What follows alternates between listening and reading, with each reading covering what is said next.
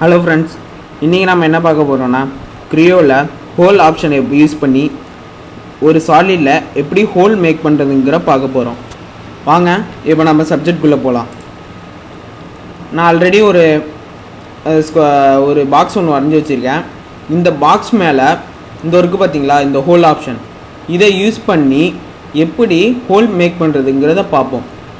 First நான் இந்த ஹோலை select பண்ணிக்கிறேன். அப்புறம் இது மேலே நான் சர்ஃபேஸ் மேலே செலக்ட் பண்ணிக்கிறேன்.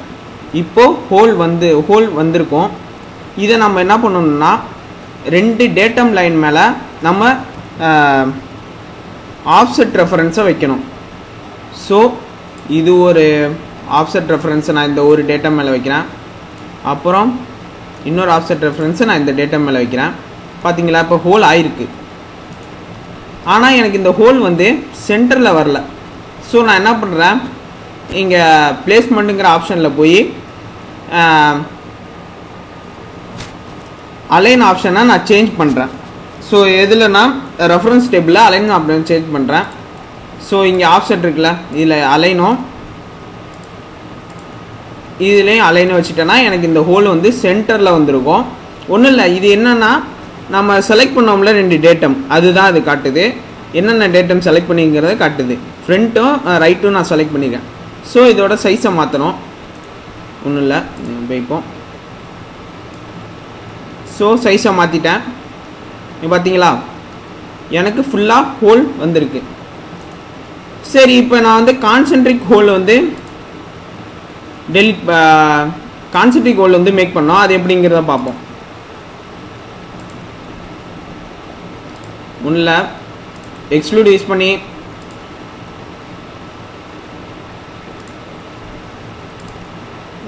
சர்க்கிள் நான் வரைஞ்சிக்கிறேன். வரைஞ்சிட்டு ஓகே கொடுத்துட்டு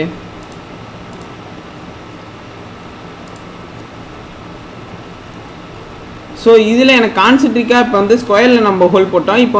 இப்போ சர்க்கிள் மாதிரி இருக்க சாலியில் எப்படி ஹோல் போடுறதுன்னு பார்ப்போம். அதே சேம் ப்ரொசீஜர் தான். இது செலக்ட் பண்ணிட்டு இந்த ரெண்டு ரெஃபரன்ஸ் இருக்குல்ல, அதை இங்கேயும் செலக்ட் பண்ணிட்டு பிளேஸ்மெண்ட்டில் போய் ரெண்டுத்துலேயும் அலைன் வச்சிட்டேன்னா எனக்கு ஹோல்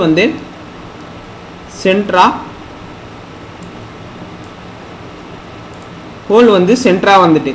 இது கான்சென்ட்ரிக் ஹோல் மேக் பண்ணுறது. இவ்வளோதான் ஃப்ரெண்ட்ஸ். தேங்க்ஸ் ஃபார் வாட்சிங். மேலும் நிறைய வீடியோ பார்க்கணுன்னா சேனலை சப்ஸ்கிரைப் பண்ணுங்கள்.